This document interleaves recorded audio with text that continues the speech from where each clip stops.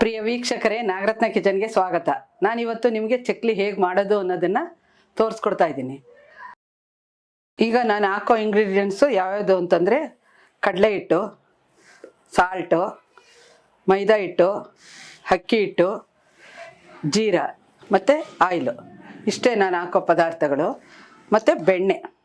ಈಗ ನಾನು ಮೊದಲಿಗೆ ಅಕ್ಕಿ ಹಿಟ್ಟನ್ನು 2 ಬೌಲ್ ಹಾಕೋತಾ ಇದ್ದೀನಿ. ನಾನು ತಿಳಿಸ್ಕೊಟ್ಟಿದ್ದೀನಿ. ಅಕ್ಕಿ ಹಿಟ್ಟು ಯಾವಾಗ್ಲೂ ನೈಸ್ ಪೌಡ್ರ್ ಆಗಬೇಕು.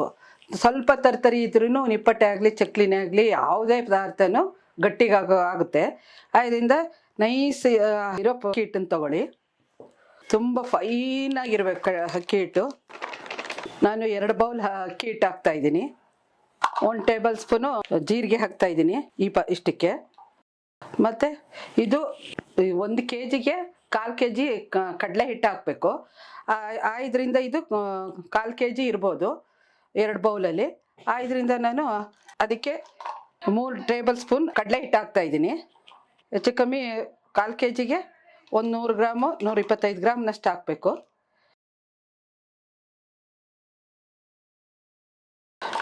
ಇದನ್ನು ಮೈದಾ ಹಿಟ್ಟು ಕೂಡ 3 ಟೇಬಲ್ ಸ್ಪೂನ್ ಹಾಕ್ತಾಯಿದ್ದೀನಿ. 1 2 3. ಇದನ್ನು ಅಷ್ಟೇ 1 kgಗೆ 1/4 kg ಅಥವಾ 200 ಗ್ರಾಮ್ ಹಾಕ್ಕೋಬೋದು ಮೈದಾ ಹಿಟ್ಟನ್ನ. ಸ್ಮೂತಾಗಿ ಬರುತ್ತೆ. ಮತ್ತು ಸಾಲ್ಟು, ರುಚಿಗೆ ತಕ್ಕಷ್ಟು ಉಪ್ಪು.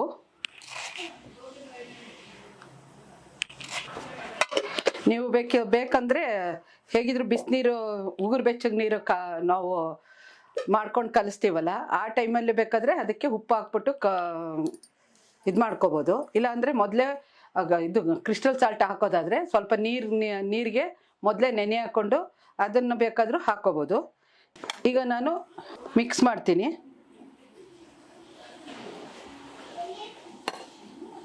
ಸ್ವಲ್ಪ ಬೆಣ್ಣೆ ಮತ್ತು ಸ್ವಲ್ಪನೇ ಬೆಣ್ಣೆ ಹಾಕಬೇಕು. ಇದಕ್ಕೆ ಏನಿದ್ರೂ ಒಂದು 1/2 ಟೀ ಸ್ಪೂನ್ ಹಾಕಿದ್ರೆ ಸಾಕು. ಯಾಕೆಂದರೆ ಜಾಸ್ತಿ ಹಾಕೋದ್ರಿಂದ ಎಣ್ಣೆ ಜಾಸ್ತಿ ಕುಡಿಯುತ್ತೆ. ಆದರೆ ಕ್ರಿಸ್ಪ ಒಂಥರ ಸ್ಮೂತಾಗಿ ಬರುತ್ತೆ ಬೆಣ್ಣೆ ಹಾಕಿದ್ರೆ. ಇದರಿಂದ ಸ್ವಲ್ಪ ಬೆಣ್ಣೆ ಸ್ವಲ್ಪ ಹಾಕಿ, ತೀರಾ ಜಾಸ್ತಿ ಹಾಕ್ಬೇಡಿ. ಎಣ್ಣೆ ಕುಡಿಯೋ ಚಾನ್ಸಸ್ ಜಾಸ್ತಿ ಇರುತ್ತೆ. ನೋಡಿ, ನಾನು ಇಷ್ಟು ಹಾಕ್ತಾ ಇದ್ದೀನಿ ಬೆಣ್ಣೆನ. ಮತ್ತು ಒಂದು 3 ಸ್ಪೂನಷ್ಟು ಎಣ್ಣೆ ಹಾಕ್ತಾ ಇದ್ದೀನಿ.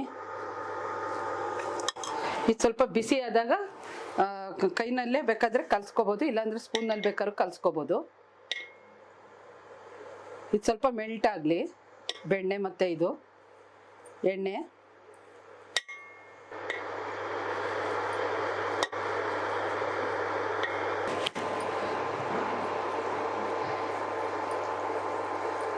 ತುಂಬ ಏನು ಕಾಯಿಸೋದು ಬೇಡ. ಎಣ್ಣೆ ಈಗ ಗುಳ್ಗುಳ್ಳೆ ಬರ್ತಾ ಇದೆ. ಆಮೇಲಿಂದ ಬೆಣ್ಣೆ ಜೊತೆಗೆ ಎಣ್ಣೆ ಹಾಕಿದ್ರೆ ಅಷ್ಟೇ ಇದು ಬೆಣ್ಣೆ ಅಂಶ ಇರುತ್ತೆ. ಇಲ್ಲ ಅಂತಂದರೆ ಏನಾಗುತ್ತೆ ಅಂತಂದರೆ ಕಪ್ಪು ಆಗಿಬಿಡುತ್ತೆ. ಇದರಿಂದ ಬೆಣ್ಣೆ ಹಾಕಿದ ತಕ್ಷಣ ಎಣ್ಣೆನ ಹಾಕ್ಬಿಡಿ, ಇಲ್ದಾರೆ ಕಪ್ಪು ಆಗ್ಬಿಡುತ್ತೆ ಬೆಣ್ಣೆ. ಈಗ ನೋಡಿ, ನಾನು ಕೈನಲ್ಲೇ ಎಲ್ಲ ಈಗ ಮಿಕ್ಸ್ ಮಾಡ್ಕೊತಾ ಇದ್ದೀನಿ. ಪ್ರತಿಯೊಂದು ಹಿಟ್ಟಿಗೆಲ್ಲ ಹೀಗೆ ಜೊತೆ ಆಗುತ್ತೆ ನೋಡಿ. ಹೀಗೆ ಹಿಟ್ಟಿಗೆಲ್ಲ ಅಂಟ್ಕೊಳ್ಳುತ್ತೆ ನಾವು ಕೈನಲ್ಲಿ ಕಲಸಿದ್ರೆ. ಈ ಸ್ಪೂನಲ್ಲಿ ಇದರಲ್ಲಿ ಕಲಿಸ್ತು ಅಂತಂದರೆ ಸರಿಯಾಗಿ ಅಂಟ್ಕೊಳ್ಳಲ್ಲ. ಈಗ ನೋಡಿ, ಈ ರೀತಿ ಹಿಟ್ಟನ್ನು ಕಲಿಸ್ಬೇಕು. ಇದಾದಮೇಲೆ ಸ್ವಲ್ಪ ಉಗುರು ಬೆಚ್ಚಗೆ ನೀರನ್ನು ಕಾಯಿಸ್ಕೊಂಡು ಅದನ್ನು ಹಾಕ್ಕೊಂಡು ಕಲಿಸ್ಬೇಕು.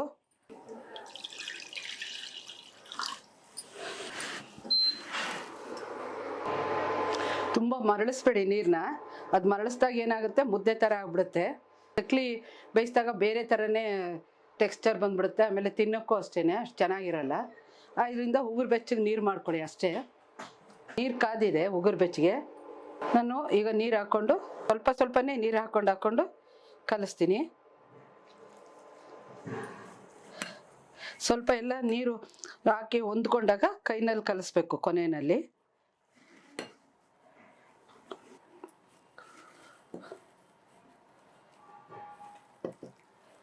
ನೋಡಿ, ಇನ್ನು ಸ್ವಲ್ಪ ನೀರು ಹಾಕೋಬೇಕು. ನಿಮಗೆ ಗೊತ್ತಾಗುತ್ತೆ ಕಲಿಸುವಾಗ. ಇನ್ನು ಸ್ವಲ್ಪ ನೀರು ಹಿಡಿಯುತ್ತೆ. ಇನ್ನು ಸ್ವಲ್ಪ ಹಾಕ್ತೀನಿ. ತುಂಬ ಗಟ್ಟಿಗೂ ಕಲಿಸ್ಕೋಬೇಡಿ, ಚಕ್ಲಿ ಒತ್ತಕ್ಕೂ ಆಗಲ್ಲ.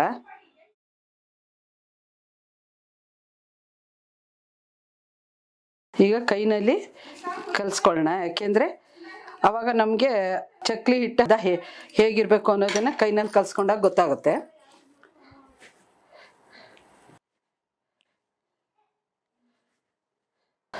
ಸಾಲದೆ ಬಂತು ಅಂದರೆ ಸ್ವಲ್ಪ ತಣ್ಣೀರನ್ನೇ ಹಾಕ್ಕೊಳ್ಳಿ, ಏನೂ ಆಗಲ್ಲ. ಈಗ ಕೊನೆಯಲ್ಲಿ ನಾವು ಕಾಯಿಸಿರೋ ನೀರು ಸಾಲಲಿಲ್ಲ, ಶಾರ್ಟೇಜ್ ಆಯಿತು ಅಂತಂದರೆ ಸ್ವಲ್ಪ ತಣ್ಣೀರು ಹಾಕ್ಕೊಂಡು ಕಲಿಸ್ಕೊಳ್ಳೋಣ. ಸ್ವಲ್ಪ ಬೇಕಾಗುತ್ತೆ.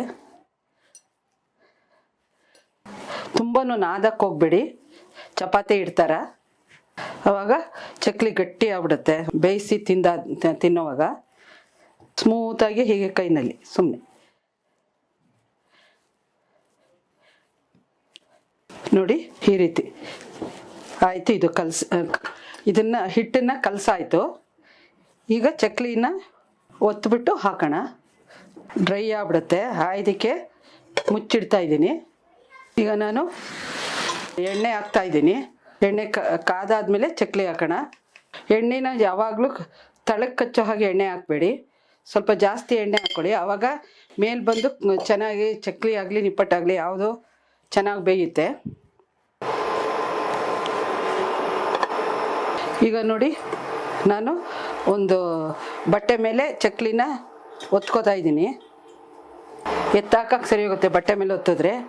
ಈಗ ನಾನು ಬಿಲ್ಲೆ ಕೆಳಗಡೆ ಹಾಕ್ಕೊಂಡಿದ್ದೀನಿ. ಎಣ್ಣೆ ಹಾಕಿರೋದ್ರಿಂದ ಇದಕ್ಕೇನು ಸುತ್ತ ಎಣ್ಣೆ ಸವರೋ ಅವಶ್ಯಕತೆ ಇಲ್ಲ. ನಾವು ಕಲಸುವಾಗಲೇ ತುಪ್ಪ ಬೆಣ್ಣೆ ಮತ್ತು ಇದು ಹಾಕ್ಕೊಂಡಿದ್ದೀವಲ್ಲ, ಕಚ್ಕೊಳ್ಳಲ್ಲ. ಈಗ ಇದಕ್ಕೆ ಈ ರೀತಿ ತುಂಬಿಟ್ಟು ನಿಮಗೆ ಚಕ್ಲಿ ಎಷ್ಟಾಗಲ ಬೇಕೋ ಅಷ್ಟಾಗಲಕ್ಕೆ ಒತ್ಕೊಳ್ಳಿ.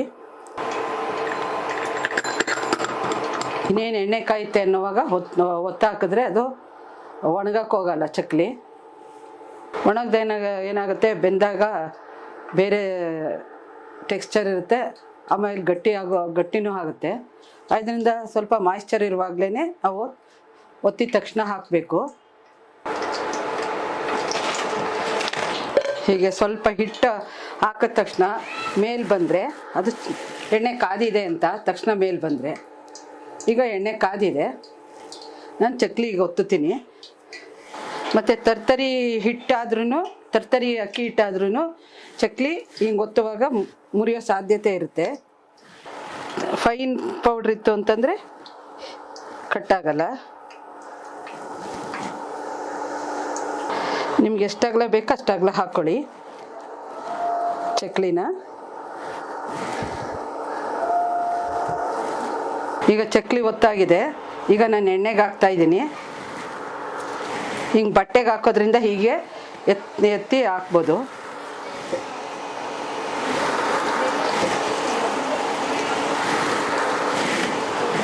ಅದು ಬೇಯೋಷ್ಟರೊಳಗೆ ನೆಕ್ಸ್ಟು ಒತ್ಕೊಳ್ಳೋಣ.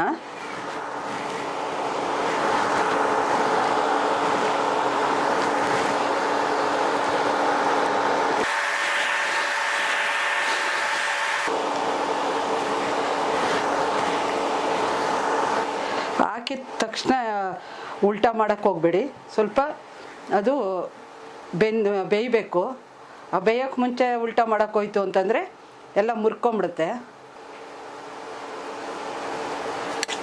ಹಿಟ್ಟು ನಾವು ಹಾಕ್ಕೊಂಡ್ಮೇಲೆ ಯಾವಾಗಲೂ ಅದನ್ನು ಹಿಟ್ಟಿನ ಮೇಲೆ ಒಂದೇನಾದರೂ ಪ್ಲೇಟ್ಗಳು ಮುಚ್ಚಿಬಿಡಿ.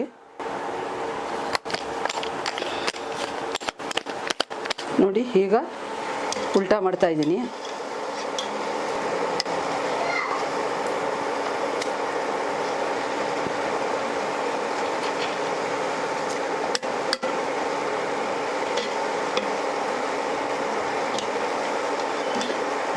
ಇದಕ್ಕೆ ಸೋಡಾ ಏನೂ ಹಾಕೋಕ್ಕೆ ಹೋಗ್ಬೇಡಿ. ಸೋಡಾ ಹಾಕಿದಾಗ ಏನಾಗುತ್ತೆ, ನಾವು ಡಬ್ಬಿಗೆ ತುಂಬಿ ಸ್ವಲ್ಪ ದಿವಸ ಇಟ್ಕೊಂಡ್ರೆ ಅದೇನಾಗುತ್ತೆ, ಎಲ್ಲ ಮೆತ್ತಗಾಗ್ಬಿಡುತ್ತೆ. ಆಮೇಲೆ ಇದಕ್ಕೆ ಹಾಕೋ ಅವಶ್ಯಕತೆ ಕೂಡ ಇಲ್ಲ, ಯಾಕೆಂದರೆ ಬೆಣ್ಣೆ ಮತ್ತು ಎಣ್ಣೆ ಹಾಕಿರ್ತಿಲ್ಲ ಕಾಯಿಸಿ, ಅದೇ ಸಾಕೋದು ಕ್ರಿಸ್ಪಾಗೋಕ್ಕೆ.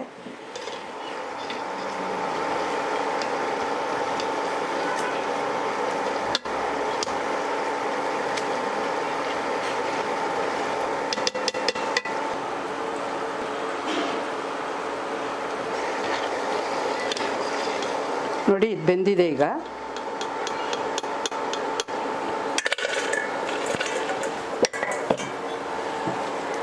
ಆಮೇಲೆ ಚಕ್ಲಿ ಬೇಯಿಸುವಾಗ, ತಿಂಡಿಗಳು ಯಾವುದೇ ಬೇಯಿಸುವಾಗಲೂ ಅಷ್ಟೇ ಹೈ ಫ್ಲೇಮಲ್ಲಿ ಬೇಯಿಸ್ಬೇಡಿ, ಮೀಡಿಯಮ್ ಫ್ಲೇಮಲ್ಲಿ ಬೇಯಿಸಿ. ಹೈ ಫ್ಲೇಮಲ್ಲಿ ಬೇಯಿಸಿದ್ರೆ ಮೇಲೆ ಮಾತ್ರ ಕ್ರಿಸ್ಪಾಗಿರುತ್ತೆ, ಒಳಗಡೆ ಹಿಟ್ಟು ಥರ ಇರುತ್ತೆ. ಇದರಿಂದ ಹೈ ಫ್ಲೇಮಲ್ಲಿ ಬೇಯಿಸ್ಬೇಡಿ, ಸ್ವಲ್ಪ ನಿಧಾನ ಆಗುತ್ತೆ ಅನ್ನೋದಷ್ಟೇ. ವೀಕ್ಷಕರೇ ನೋಡಿ, ನಾವು ಮಾಡಿರೋ ಚಕ್ಲಿ ನೀವು ನೋಡಿದ್ದೀರಲ್ವ, ಹೇಗೆ ಹಾಕಬೇಕು, ಯಾವ ರೀತಿ ಪ್ರಪೋರ್ಷನ್ನ ಹಾಕಬೇಕು ಅನ್ನೋದನ್ನು. ಅದೇ ರೀತಿ ನೀವು ಮನೆಯಲ್ಲಿ ಮಾಡ್ಕೊಡಿ. ನೋಡಿ, ಚಕ್ಲಿ ಹೀಗೆ ಮುರಿದಾಗ ಗಟ್ಟಿಯಾಗಿ ಇದಾಗಬಾರ್ದು, ಈಗ ಕ್ರಿಸ್ಪಾಗಿ ಬರುತ್ತೆ. ಅದೇ ರೀತಿ ನಾನು ಮಾಡಿರೋ ರೀತಿ ನೀವು ಮಾಡಿ, ಆವಾಗ ನಿಮಗೆ ಗೊತ್ತಾಗುತ್ತೆ ಹೇಗಿದೆ ನಾನು ಹೇಳ್ಕೊಟ್ಟಿರೋದು ಅಂತಂದ್ಬಿಟ್ಟು. ಆವಾಗ ನೀವು ಮಾಡಿ ನೋಡಿ, ತಿಂದು ನೋಡಿದ್ಮೇಲೆ ನೀವು ಕಮೆಂಟ್ ಮೂಲಕ ನನಗೆ ಬರೆದು ತಿಳಿಸಿ. ಹಾಗೆ ನಾಗರತ್ನ ಕಿಚನ್ಗೆ ಸಬ್ಸ್ಕ್ರೈಬರ್ ಯಾರ್ಯಾರು ಆಗಿಲ್ವೋ ಸಬ್ಸ್ಕ್ರೈಬರ್ ಕೂಡ ಹಾಗೆ ಪಕ್ಕದಲ್ಲೇ ಬರುವ ಬೆಲ್ ಐಕಾನ್ ಸಹ ಒತ್ತಿ, ಯಾಕೆಂದರೆ ನಾನು ಹೊಸ ಅಡುಗೆ ಮಾಡುವುದು ನಿಮಗೆ ನೇರವಾಗಿ ಬಂದು ತಲುಪುತ್ತೆ. ಹಾಗೆ ನಾನು ಮತ್ತೊಮ್ಮೆ ಹೊಸ ಅಡುಗೆಯೊಂದಿಗೆ ನಿಮ್ಮನ್ನು ನಾನು ಭೇಟಿಯಾಗುತ್ತೇನೆ. ನಮಸ್ಕಾರ.